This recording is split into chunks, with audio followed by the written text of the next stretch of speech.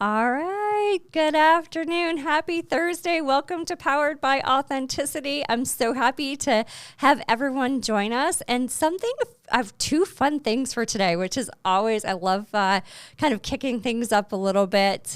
One is I have a great panel. So I love the panel discussion. So welcome to Brittany, Cathy, Anu, and Karen. Thank you so much for being here today. Thank you for having us. Yes, excited to be here. Oh, it's awesome. And we're also streaming for the first time our recording on LinkedIn Live. So been something fun that we've been wanting to do. So welcome to anybody joining us on LinkedIn. We're so happy that you've joined us on this Thursday evening.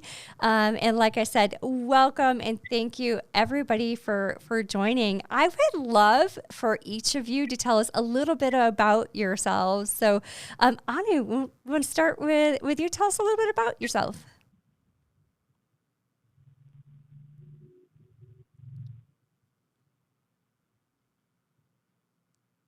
Oh, yeah, I can go first. Yeah, thank you. So, I'm Anu. I'm a research technician at Health and Research Institute here in Sudbury, Ontario. I came to Canada as a student and I have paved my journey into construction industry, renewable energy, etc. And I love the journey so far in Canada. I have learned a lot, and thank you so much, Emily, for having me here. Oh, well, it's great to see you again, and we love the Sudbury, North Bay area, so welcome. Brittany, how are you this evening? Hi, Emily. Good. Thanks for having me today. My name's Brittany Overko. I'm a program manager at BAE Systems. Today's actually my 12-year anniversary of working at BAE, so time flies by. Thank you. I joined BAE right out of college, starting in the Operations Leadership Development Program that they had. So it was a really great experience for me to try some different roles. Stayed in operations for a while and actually just made the jump over as a program manager end of last year. So learning the ropes for this new role, really enjoying it though. It's challenging, but keeping me on my toes all the time.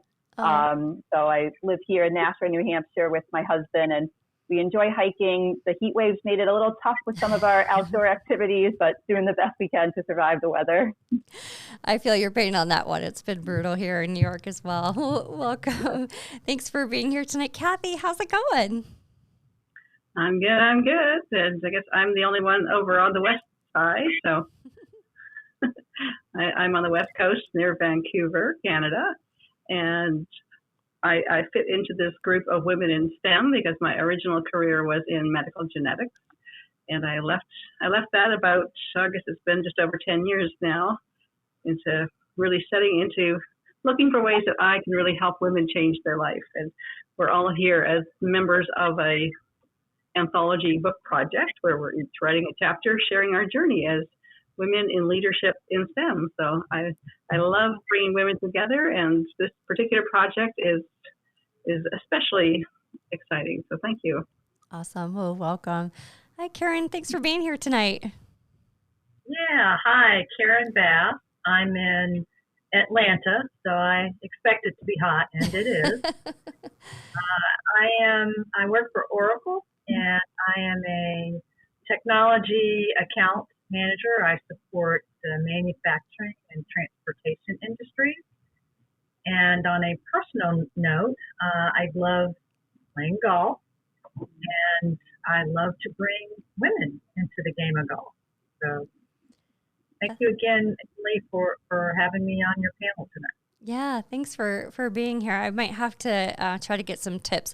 I've tried golfing, but I'm just not very good at it. Oh, well, we'll talk about that later. Yeah. It takes practice and patience. Yeah. Producer Ken and I tried to take a lesson. I think it was 2 years ago. He's like a natural, and then there was me. So, but that's okay. I've played a few times since, and trust me, I'm still no good. Yeah. The only people who are really good are those folks on TV on the weekend. And they spend their whole life doing nothing but practicing. I know. Right. Oh, goodness. And the mindset. It's about your mind. Well, that's true. That's true for most things, right? It's like if your mind can do it, you can do it. Well, we love to do an icebreaker here. Love to just kind of learn about each other through a fun little question. And tonight, my question is, if you've had a stressful day, do you have a particular meal that you just kind of go to? So do you have like a favorite comfort stress meal? Karen, what about yourself? Do you have one? I do. I love Caribbean food, but specifically curry chicken. And as I shared with you before, I'm kind of watching to see when it arrives. Uh-oh. DoorDash. DoorDash. Yeah. Stressful day. DoorDash is on its way. I love that. Brittany, how about yourself? So I couldn't pick just one meal. I had to go with a favorite food. So cheese is by far my favorite food after a stressful day, whether it's, a good queso dip or nachos, just anything with cheese, and I'm instantly better. Yeah, cheese makes most things better in life. Yes. Cathy, how about yourself? Well, of course, it always depends on whether I'm doing the cooking or if somebody else is doing the cooking. Because, yes, it can be a much more extravagant thing if somebody else is doing it and it's just showing up in front of me. And I think if it's something that I'm making myself on a stressful day, would be something very simple. So whether it's spaghetti and meatballs or tortellini that I just throw in a pot and add some cheese sauce. Because, yes, there's got to be cheese. I agree. All right, now I'm starting to get hungry. Anu, how about yourself? My go-to food is this dish called dosa. It's a South Indian dish. I love that. It is just delicious. That is one thing that I go for. But like everybody said, like it's hard to pick like one food. You have so much options. But this would be my go-to for sure. Yes. Oh, that sounds awesome. Producer Ken, all right, what's it going to be? Oh, in true Buffalo fashion, chicken wings, always the go-to. Came back from Toronto this weekend, sitting in traffic for 6 hours on the drive back, and first thing I do is make a batch of chicken wings. Fair. Fair. All right, mine's popcorn. The bigger the bowl, the better. I just can't get enough of it, although we have 2 puppies that also like to partake. So You got to make enough to share. Unfortunately, yeah. Well, thanks, you guys. I love that. I love the different foods that we all go to. It's fun to, learn about people and just kind of a fun little way like that. So thank you. One thing we're all together because we are writing this book with Cathy, and that's because we all have this background in STEM. And everybody has kind of a story about how they found STEM, whether it was out of necessity or genuine interest. So I'm really curious to hear, how you got into STEM. I think a lot of these stories also help to inspire other women to understand what, kind of what direction others have taken. For me, it was finding a place where I could bring producer Ken to work with me and, have him at my side. So really interested to hear, how you guys got started. Brittany, how did you get started in a STEM career? Yeah, absolutely. For me, it actually started back in high school. I took an intro to engineering class, and it wasn't like any other classes I had. It was really hands-on. We were building bridges because we had learned in that lesson that triangles were the strongest shape. And then, the next week we were coding some robots. So it really kind of opened my eyes to, wow, there's, this great world out there where you can use applicable skills and really apply it to real-world problems. So I pursued an engineering degree in college and really didn't know where I wanted to go with it. So I actually did an engineering and business dual major. I know a lot of schools nowadays have like an industrial engineering major that they call it. But for me, it was a great way to learn more about engineering, also kind of have the business side I could include there and really take some interesting classes. And from there, I went to BAE Systems for my first job. And was able to join the leadership program, which was just another great way for me to continue learning I still didn't know what I wanted to do. The great thing with engineering and business is I had so many options, and it was almost too many options for me. I didn't really know how I wanted to narrow it down, focus on. So getting to try some different roles, experience the supply chain side of things, the manufacturing, just really opened my eyes to what was out there. And I feel like I'm still learning and growing every day and finding new fun things in the STEM world. Yeah, I think that's one thing I always say is that in tech, we never have the same day twice. Like it feels like there's always something new that's changing, or you have to grow and find something else out about. So, Karen, you work for Oracle, which is, massive. How did you find tech? How did you come to discover that's kind of the career sector you wanted to go to? Well, let me just say this, Brittany, I loved hearing your enthusiasm. Thank you. I would consider myself a business person that works for a tech company. And I started out in sales and have started out selling copiers, which you could argue is a technology. And then just kind of as technology evolved, I sort of followed those companies that were evolving as well. And I really love it. I'm curious, love to learn. But I didn't start out that way in college, and but just grateful to be where I am and constantly learning, solving problems. It's a challenging, dynamic career. Yeah. I think challenging. One word I've used to describe it too is gritty. Like you have to have some grit with you when you're in the sector. So, Anu, how about yourself?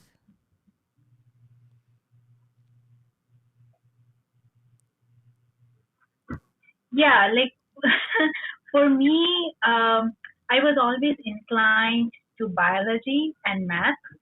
And once I was in high school, I think again I would echo what Brittany said. Like I was introduced to genetics and that biotech and whole new field. And I came to know, and I was like, oh, this also happens. So we can modify genes. So they are making vegetables out of it. They are making animals out of it. There's so many things that is going on at once.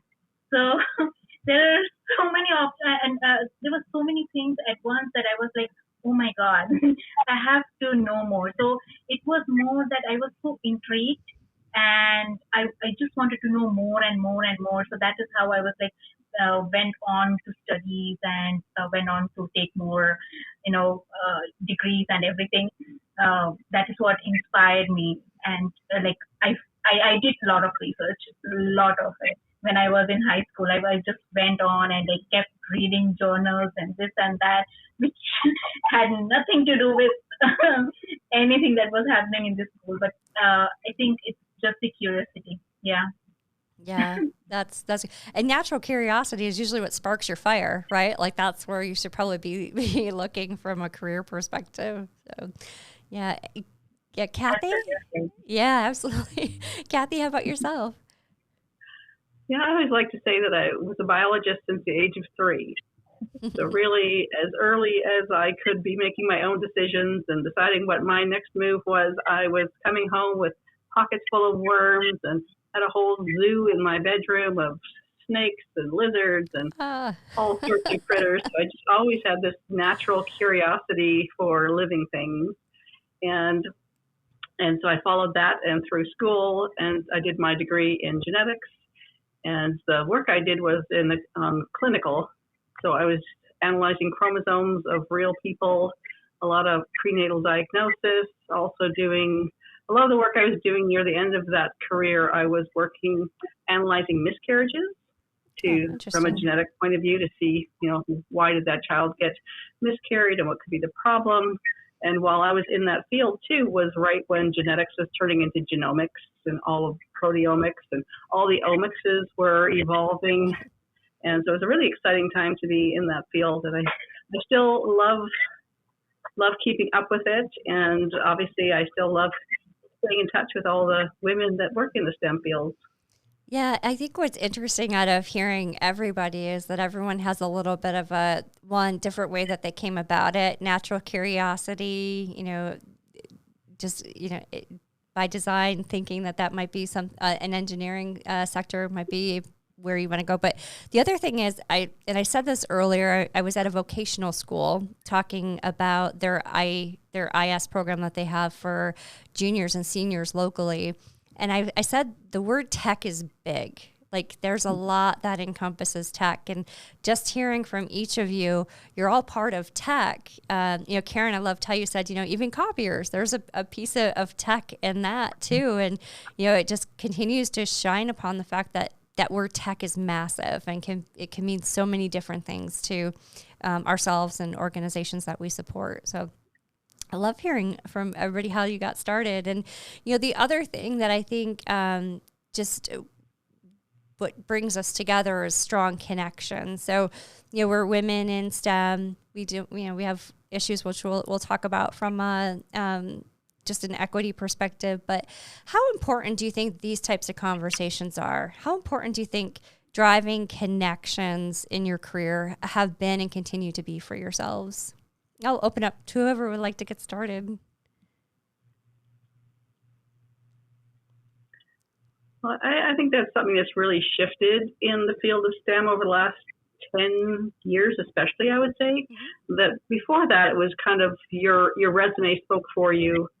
And so there really didn't need to be conversations or relationships. You wanted a job or you wanted to have a promotion, your resume just said everything. Whereas that's really changed. Now your resume is just one piece of it, but they also want to know who you are, what you're about, what you've done before in a bigger way, and how do you work as a team? How do you really function in the different cultures of these businesses and organizations? So I would say that this, having conversations like this, kind of creating your own personal brand as a woman in STEM has become so important. Yeah. One thing you just mentioned there too, and I'm curious to hear your thoughts on this.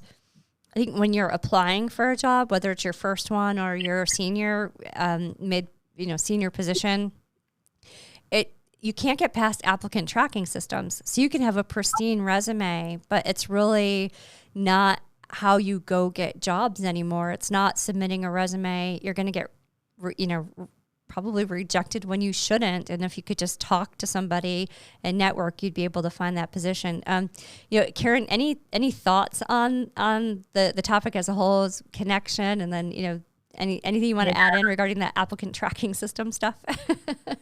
Yeah, absolutely. First of all, to kind of build on what Cathy was talking about, the emergence of employee resource groups or ERGs is really important for women. Women in tech organizations are very important. I mean, it gives us a platform like what you're doing right now for us, Emily and Cathy, with the book that we sometimes don't get. It's certainly maybe not early in your career or even later in your career, like myself. But back to the tracking. It's very interesting. A couple of things. Women always think, we got to have all the dots dotted and T's crossed for a job application. I had a good friend that, we went to graduate school together, and she's like, hey, I'm looking at this, but, I haven't worked in tech. And I said, oh, please, just go for it. And I said, she was looking for something at the company where I was working. And I said, I'll put it through. Very, very, very, very apropos what just happened before we started. Another friend of mine from the same graduate program, a man, said, hey, Karen, I'm applying for this. Can you help me? And no question of whether or not he was, and I believe he was more than capable, but it's just a different perspective. So I think that, women need each other to say, go for it. Yeah. Brittany, any thoughts? Yeah, I agree with what both Cathy and Karen said. It's so important to have a network, whether it is someone to just tell you go for that job, like Karen said, or it's a sounding board you want to, vet some ideas off of. I've been very fortunate in my career to have some great mentors, some amazing female mentors, and it's been really helpful for me just to be able to talk to someone who's been through the experiences, who can shed some light on here's how they thought about situations, or maybe play devil advocates and give me their perspective. I know in manufacturing, it's a very male-dominated field. So for me to walk in sometimes to a room being the only female, it's a tough situation where I don't want to doubt myself, but then I also know that maybe I'm looking at things from a different perspective. So to be able to talk to someone who's walked in my shoes, who's been there before, just gives me that kind of extra confidence of, yeah, I can do this and I'm on the right track. And touching a little bit too about the job applications, I've been on both sides of the table where, I recently had applied for my new job, and knowing people in that group I was applying to that I could talk to before, I think was helpful, because they knew who I was. I could talk to them a little bit more about the details, not just surface level, and they were able to help connect me with someone else to talk to. So it was that natural networking. And then having been a manager myself, I know about 2 years ago, I had posted a rec to hire someone, and I kid you not, I got about 80 resumes, and trying to go through all those was just impossible, right? To give every piece of paper the same amount of time and attention. And so there were some names that jumped out of people I had known, or people who reached out to me and said, hey, check out this person. And just that, again, natural networking helped me very quickly say, okay, these are the people that I'm going to focus on and talk to. And having those recommendations helped me right away, instead of having to do the awkward first cold call, getting to know someone just from a piece of paper. And it just kind of speeds up that process. Yeah. And something that you said there, it really resonates, being in a situation. So I think, when people hear coaching too, they think it's a big word, but it can really mean, like being the only female in the room, you face a situation, going to somebody else, just knowing there's somebody else there to say, how should I handle this situation, or any recommendations on what would help me next time I'm in this situation. So I feel like even just having a group of people that you can go and ask, even a 5-minute response can mean so much when you're in something that you don't know how to get yourself out of, or you're not quite sure what next step to take. Exactly. And I know they say you learn a lot from failures, but it's nice sometimes to go into a situation knowing ahead of time, oh, here's some advice. Here's what some other people learned first. Yeah. You don't always have to repeat those mistakes. Yeah, exactly. Anu, I'm curious to hear your thoughts on this topic.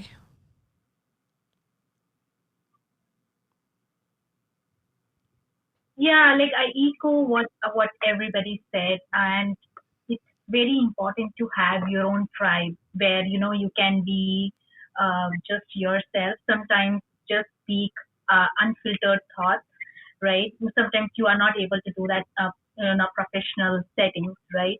It is very important so that you can get an honest feedback from your mentor, your peers, that no, what the thought process that you're having is not that quite right.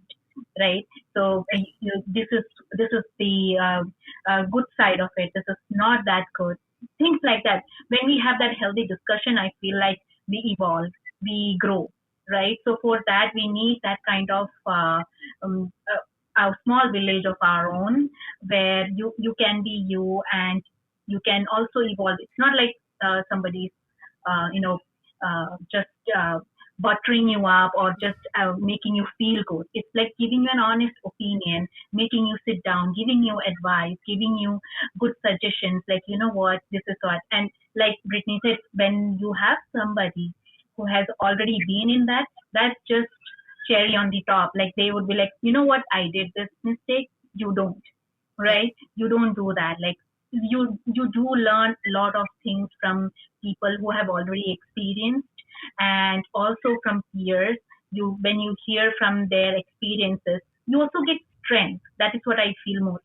Because some of the women, their journey that I have heard, I was like, oh my God, my problem is nothing, and still they stand up all tall and brave, and they live their life.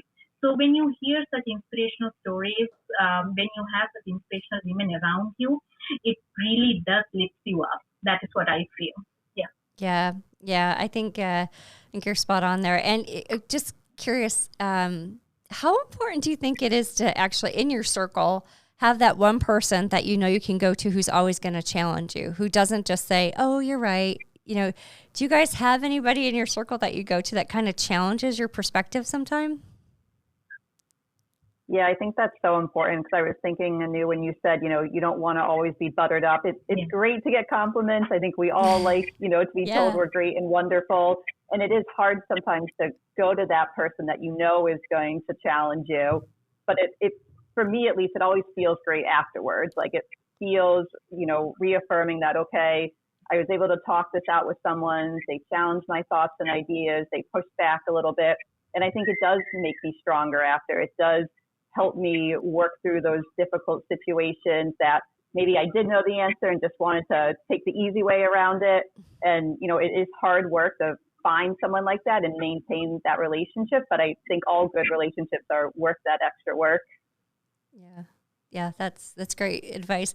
And the other thing, so I'm hearing too, is all of these people in our lives help to empower us. And, the numbers in STEM are still terrible. I just pulled the leadership percentage for senior leadership in tech across major players in the STEM careers. And we're seeing like 14% are females at the leadership levels. And how are we going to get women to join into STEM careers if there's no place to grow to? If you have great aspirations, it feels just kind of sad that that going into this career that you may not be able to make it to an upper level management position. So how do you think we can really empower one another to empower our youth to explore opportunities in tech? Any thoughts on that? I'll speak to that a little bit. I've been fortunate that I've worked for two different companies that had female CEOs, Xerox and now Oracle. It's very unusual to have had that opportunity. Yep. But that still doesn't mean everything's great. Yeah.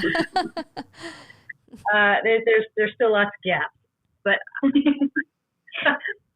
I also think that really leaning in hard with young women and spending time with them is really key.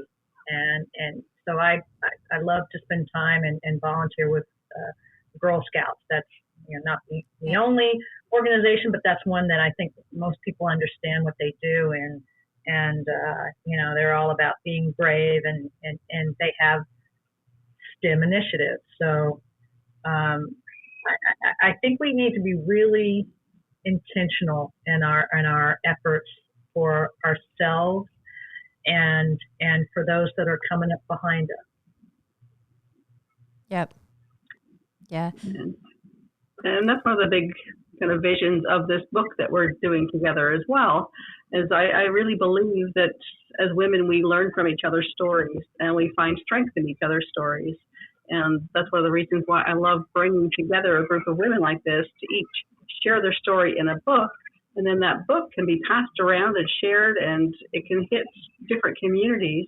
And of course, I love the fact that a real book can sit on the shelf and you never know when someone's going to pick that book up.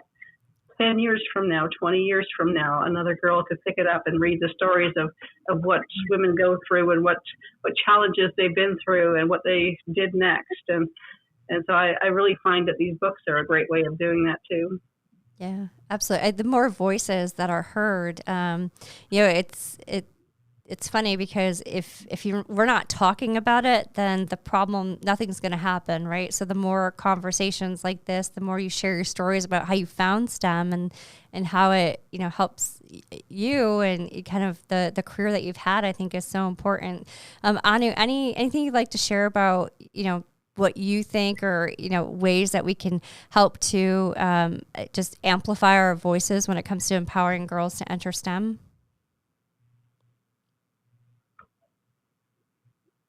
Like what I started doing is also volunteering work where I can actually that was actually inspired by my own journey, because when I was little I didn't know better, right? Like there were so many other options. You never know what all options are there for you, right? But now today I know. So if anybody asks me, I tell them, like, these are the things that I know. It's up to the individual to pick it up or not, Yep. right?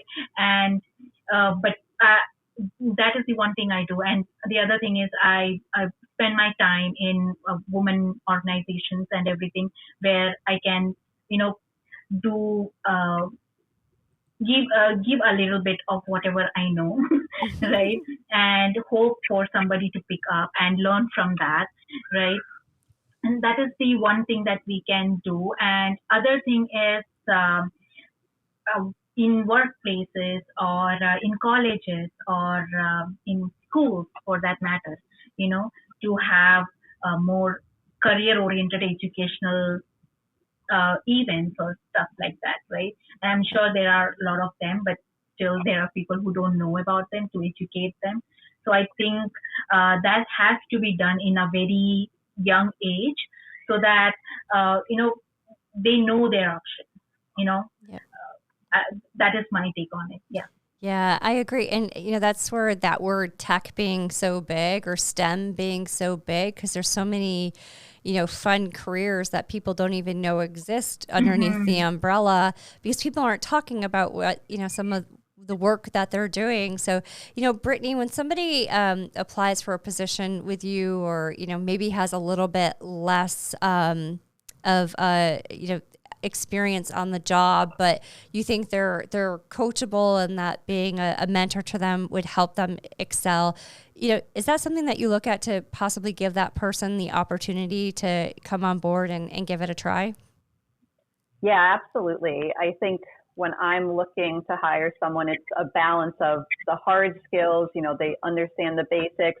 But to me, hard skills are much easier to teach than the soft skills. So I also want to look at, can they be mentored? Do they want to learn and grow? Do they have that curiosity that we had talked about earlier? And so I really enjoy getting to do the in-person interviews. I know since COVID and technology and being borderless, sometimes it, has to be webcams, which this is great. We can connect this way, but in person too, getting to interact and get to know someone, I think is so important when trying to find that right fit for the right job. And you can see the potential. You can see if they're engaged and want to learn, and their body language. And I think that's so important, because some of those things you can't teach, and some of those things you just need to foster and help mentor someone. And sometimes it's, maybe they're not right for my job, but maybe I know someone as well that has an opening, and I can recommend they go there, or I can help pair them up with a mentor that might, be able to coach them, and in 6 months or a year, they'd be ready. But I really think that potential is important to look at as well, to help foster that growth in candidates if maybe they're not quite ready at the moment. Yeah. And I think, and I'm curious to hear thoughts on this. I'm sorry, I've gone a little bit on a little sideways here from some of the questions as we were prepping. But, I think women sometimes are afraid to take the reach or ask for the reach assignments, and maybe prohibit themselves from applying for a position that, they may not feel that they're perfect for. But a lot of times that, not being quite perfect is where you also experience the most growth. Curious to hear your thoughts on, telling women to get out there and just go for it. Just give it a try. Any thoughts on that from the group? Well, I'm going to lean in on something we talked about earlier, and that was golf. And women think that they have to be good at everything, especially the women that are in tech. They're usually people that are used to achieving whatever field they're in. And golf and other practices teach you that it's about the journey. You don't have to be great at everything. And I really, don't get me wrong, I agree with what you said also, Brittany. You do have to have the foundation of what it is you're trying to do. But I think we need to allow for some stretch, some gaps, some white space on the skills. And I think that having conversations and having mentors and people helping, it all assists in that. But I think other things you do in your life also can help teach that lesson as well. Yeah, that's great. And it's funny you use golf, because a lot of times I equate just running and, just a general overall, like what people do from a form of exercise is it helps to keep that structure, right? Or that commitment type of thing. So I often connect my running with things that I'm also doing in my career. So I love how you use golf as your example there. But any other thoughts from anyone else on those reach assignments and really empowering women to get out there and give it a try? One comment I wanted to add, and it's something new we've been starting at work, is not only mentorship, but also sponsorship. And it's something that I think when done right is a really powerful tool to have someone that can push you towards those challenging roles. And sometimes they're a voice that you didn't know you necessarily needed, but it's someone there who can help with, putting your name out there, helping encourage you to get those challenging roles, those stretch assignments. And I know that, at least for what I've been able to experience and fortunate with, my sponsor was great in helping me to realize that, yes, maybe I don't check all the boxes, but still, like Karen was saying, just go for it. And I think that's something more and more businesses are starting to work towards and to help employees with. Yeah, I love that. Well, thanks you guys for that. Well, I've loved learning everything about you. All have such great stories about finding tech, your current roles, helping other women. I'm just quick roundtables. Anybody belong to any type of groups? I belong to a WIT network and sit on the board here in Buffalo. But any other organizations that you could think of would be a great resource, either for maybe younger females looking to join STEM, or just other networking groups that you can think of would be good resources? Up here in Canada, we've got a couple of good ones. One is called SWIS, the Society for Women, or Society for Canadian Women in Science and Tech. And they are now that they went virtual during COVID, they used to be mainly Vancouver, but COVID made them go virtual, so now they're really national.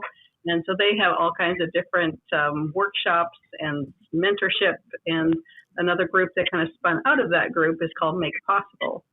And that group is a virtual group, so they're global. And they have got a lot of different mentorship opportunities and workshops and that sort of thing as well. That's awesome. Anu, I think you started to chime in there. Yeah, I was going to say the same, and I will just add a couple more. Like, I know there is for STEM, there is women leaders in pharma that is here in Toronto, along with Swiss, and that is one of the places that I know. And there is one called WSTEM, but these are for the career professionals. So these are some of the places that, people can look into and see, because they have mentorship programs and everything. And with Swiss, I think they also have a section where they look for small kids for school level. Mm-hmm. I think it is called Quantum Leaps or something. I'm not very sure, but yeah, so that is also there. So in Canada, we have a lot, but again, that's the thing, like, people don't know, right? So we have to keep educating them, keep telling them that, no, if you want help, there are resources, right? Yeah. So, yeah. Awesome. Karen, anything you think of? Well, I participate in several women in tech organizations, but I'll also go back to an organization I mentioned earlier, the Girl Scouts. Yeah. And they have a real, especially, I'll just speak to Atlanta. There are a lot of women that are on the board that are either former tech leaders or current tech leaders. And what I like about those kinds of organizations is that they're plug and play. You find the kids or the young ladies in this case, and really help them out. But then there's lots of Girls Who Code kinds of organizations as well. We just got to connect people to these. Yeah, agree. And, it's funny with Girl Scouts, that's actually the perfect age to get them engaged with STEM activities. We lose, research shows that we start to lose girls about middle school when it comes to joining the STEM field. So good call out there. Brittany, anything you could think of? Yeah, along that lines, I've been fortunate last couple of years to volunteer with FIRST Robotics. And that's been an amazing group where it's everything from high school, middle school, even some elementary kids. And I'm super jealous. I wish I knew about it, that it was an opportunity when I was growing up. But that's amazing to see what these kids can do, what they learn, to program, to build. And there's a lot of teams that are all girls that are really trying to get girls involved. And I think that's a great organization that's really trying to help introduce them. And for me, what's exciting is I grew up with sports, loving to be on a sports team. And this is sports for those who, don't want to play baseball or football. It's another way for them to get involved, to still be on a team, to understand how to work together, to have leadership roles within those teams. And it's really just a great organization that's growing very quickly.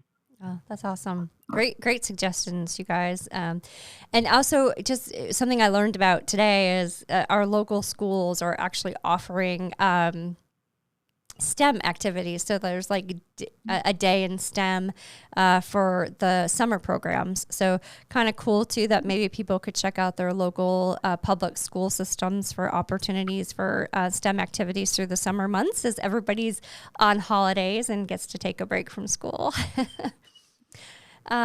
So what's next for everybody? Anything fun on the horizon for everyone? It's summer. There's exciting things always. Anything that anyone would like to share? Cathy, I'll start with you. Well, as you know, I've always got fun books going on. So a couple of the new ones that I'm bringing people into. One is called Passion, Purpose, and Possibilities. And another one is called Midlife Reimagined. Oh, amazing. Is Victoria Vajanovic going to be in that one? She's in a different one that's Women Transforming Leadership in Business and Community. Gotcha. Brittany, how about yourself? Yeah, so we're actually in the middle of a really big home renovation project right now. So I'm actually at my in-laws. They've been gracious hosts for us. We don't have AC right now, so with the heat wave, our house is a little stifling at the moment, but we should be having our house back in living conditions in the next couple of weeks. So really excited when it's done. It's been absolute chaos right now trying to work through all that, but really excited when everything's finished to get back to our house and start decorating some of the new spaces we'll have. Oh, that's awesome. And we don't have central air conditioning either, so I feel your pain. Oh, bless you for that, yeah. Karen, how about yourself? I don't have any definitive plans. I've kind of just gotten back from the family vacay and everything, but I'm always on the hunt for the next girls' golf trip. Oh, that's awesome. Have you ever golfed at Pinehurst? No, but I have a friend who keeps asking me to go, but wow, what a great show they put on the other day. Yes, I heard all about it. Anu, how about yourself?